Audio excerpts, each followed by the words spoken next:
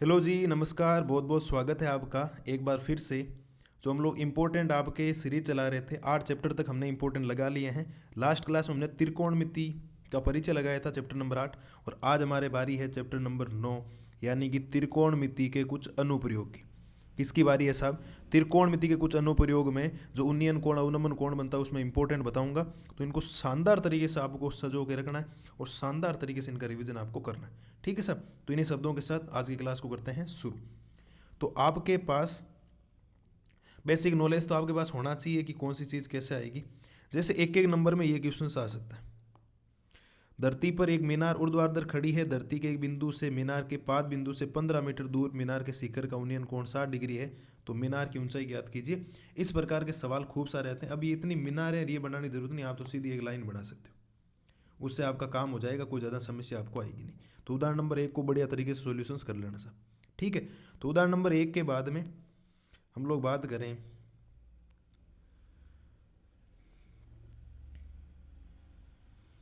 तो आपको उदाहरण नंबर 5 को करना है साहब। उदाहरण नंबर 5 भी इंपॉर्टेंट है। 2 नंबर में कोई आपसे पूछ सकता है, या बड़ा सवाल जो आएगा 4 नंबर का किसी के, तो वहाँ से आ सकता है। ध्यान रखना, इंपॉर्टेंट सवाल है। समतल जमीन पर खड़ी मीनार की छाया उस स्थिति में 40 मीटर अधिक लंबी हो जाती है जबकि सूर्य का 49 कोण 60 डिग्री से घटकर 30 डिग्री होता जाता है। उन्नयन कोण मीनार की ऊंचाई याद करनी। ये थोड़ी बीच की बातें हैं जो थोड़ी सी पढ़ लेना, समझ में आ जाएगी। मैंने करवा रखे हैं सारे एग्जाम्पल, आप जाके देख सकते हो। ठीक है? उदाहरण नंबर 5 को भी बढ़िया तरीके से करना है। और एक उदाहरण नंबर 7 नदी वाला। एक नदी के पुल के एक बिंदु से नदी के समूह किनारों का अवनमन कोण आपको दे रखे हैं। नदी की चौड़ाई आपको ज्ञात करनी। ये चौड़ाई है पूरी, यहाँ से यहाँ तक ये। ठीक है? तो नदी ऐसे बह रही है क्योंकि, तो पुल इसके ऊपर बनेगा ताकि इधर उधर आर पार जाया जा सके, यहाँ से यहाँ पार होया जा सके। ठीक है? तो कर लेना इसको, उदाहरण नंबर 7 को बढ़िया तरीके से।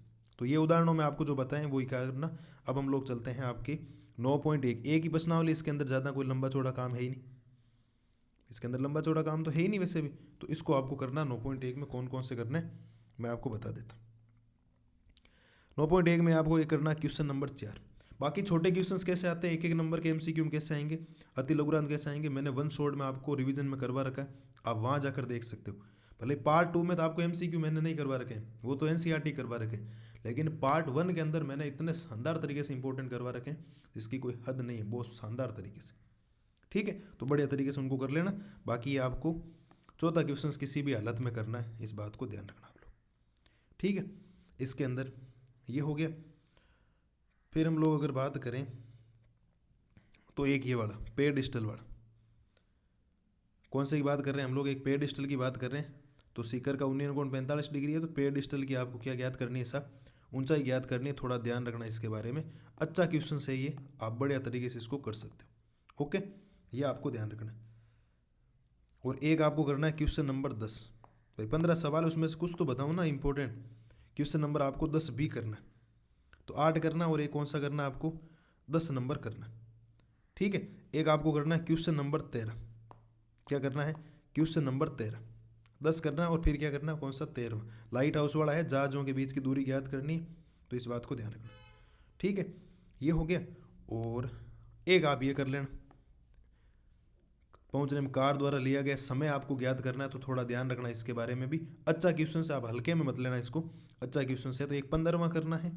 15वें के बाद में आपको एक 13वां करना है। और मैं पढ़ लेता हूँ कितने लगाए मैंने। एक यहाँ लगाए, 2 3 4 और 5 लगाए। एक मैं आपको और बता देता हूँ जो पूछा जा सकता है सीधा सीधा। ठीक है? एक आप 12वां कर लेना। 7 मीटर ऊंचे भवन के शिखर से केबल टावर के शिखर का उन्नयन कोण 60 डिग्री है और इसके पाद का अवनमन कोण 45 डिग्री है। तो टावर की क्या ज्ञात करनी है? ऊंचाई। तो ये जो 15 बताएं उसमें से 15 में से 6 क्वेश्चंस आपको अच्छी तरीके से सॉल्यूशंस आपको करना है। 100% इनको कवर अप करना है। इनमें कोई भी डाउट आपके नहीं रहना चाहिए, कोई बहाना नहीं होना चाहिए मैंने छोड़ दिया। ऐसा नहीं हो कि मैंने बताया सेम टू सेम क्वेश्चंस आ गया फिर पछताओ, है ना? तब पछतावत क्या हो जब चिड़िया चुग गई खेत। जब एग्जाम ही हो गया और आपके क्वेश्चन ही आ गया, फिर पछताने से कोई फायदा नहीं। काम होगा तो अभी कर लो, अभी नहीं तो फिर कभी नहीं। ठीक है? तो बढ़िया तरीके से इनको कर लेना। ठीक है? तो ये है आपके चैप्टर नंबर 9 के इंपॉर्टेंट जो मैंने आपको टिक करवा दिए। बढ़िया तरीके से सॉल्यूशंस करना। कल हम लोग चैप्टर नंबर 10 जो वर्थ है उसके इंपॉर्टेंट करेंगे। तब तक मस्त रहिए, स्वस्थ रहिए और इन क्वेश्चंस का सॉल्यूशंस कीजिए। Thank you.